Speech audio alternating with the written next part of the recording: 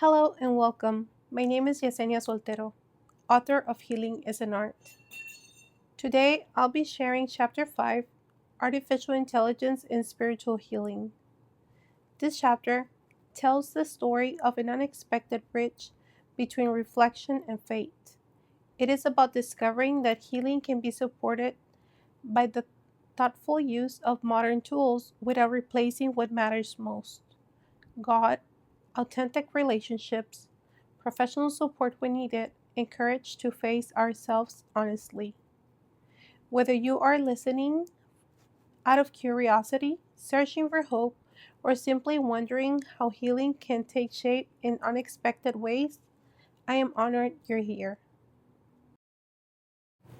Chapter 5: Artificial Intelligence and Spiritual Healing.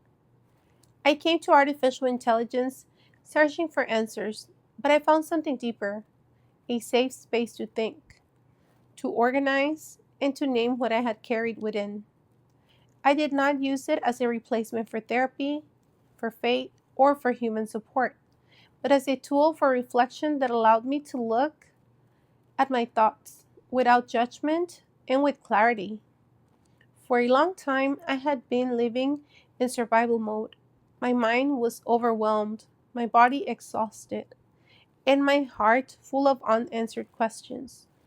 Thinking felt overwhelming, writing felt impossible, and yet I needed a place where I could speak without fear, without being interrupted, without feeling like I was too much.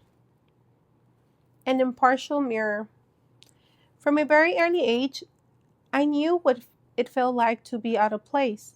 The looks, the comments, the comparisons, and even the silences left deep marks.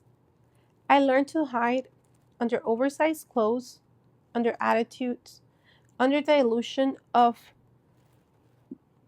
under the illusion that if it was invisible, it wouldn't hurt. Artificial intelligence became an impartial mirror. It did not tell me who I should be. It did not push me to make decisions. It did not invalidate me. It helped me organize my thoughts, to put words where there had only been sensations, to identify patterns that kept repeating in my life. Seeing my thoughts written in front of me allowed me to separate them and observe them with greater compassion. I understood that not every thought is true, and that many of the beliefs that had governed me for years were not mine. Thinking without guilt. One of the greatest gifts of this process was learning to think without guilt. For a long time, I felt that questioning, analyzing, or doubting was lack of faith. But I discovered that God is not offended by our questions. On the contrary, many times He meets us within them. Conscious reflection allowed me to reconcile my faith with my mind. Thinking stopped being a threat and became an act of spiritual honesty. I was able to dialogue with myself, with God, and with my history without fear of breaking.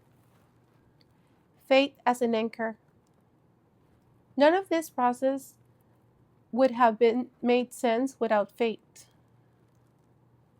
Artificial intelligence did not heal my wounds, it helped me see them.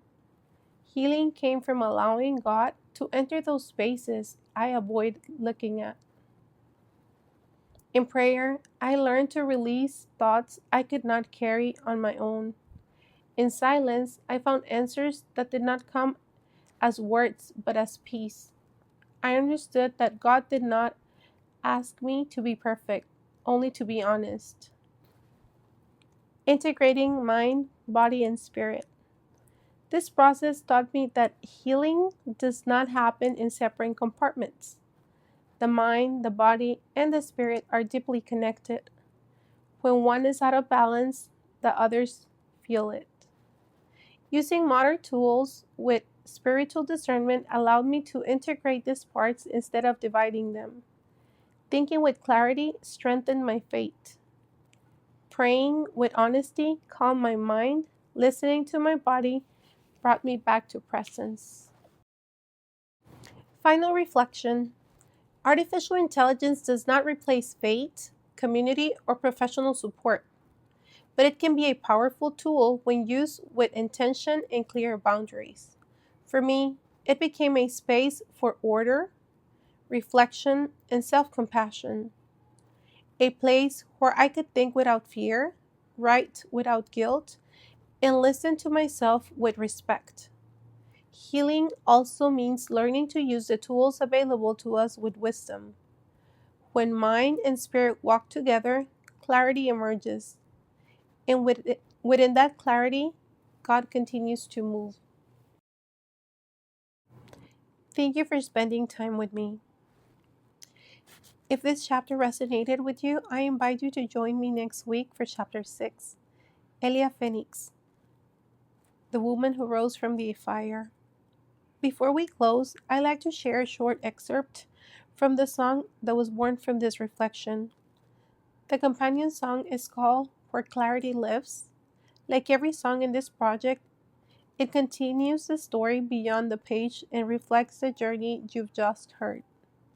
You can find the complete Healing is an Art playlist on YouTube and all major digital platforms.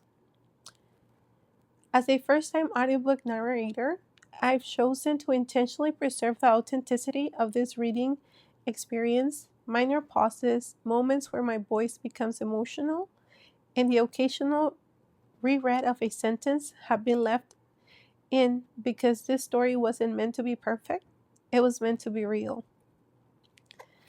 The messages so many of you have shared with me have been an incredible blessing. Every kind word reminds me why I chose to be vulnerable and share this journey. If this book brings hope to even one person, if it helps someone feel seen, understood, or less alone, then it has already fulfilled its purpose. If someone comes to mind while you're listening, someone who might need these words, I will be honored if you share this chapter with them. Thank you for being part of this journey. Until next time, be gentle with yourself. Healing is an art, and so are you. I needed space to hear myself without the weight of shame. A place where I could think out loud and not feel wrong for pain. Somewhere I could write it all without fear or defense, where silence turned into truth and truth began to make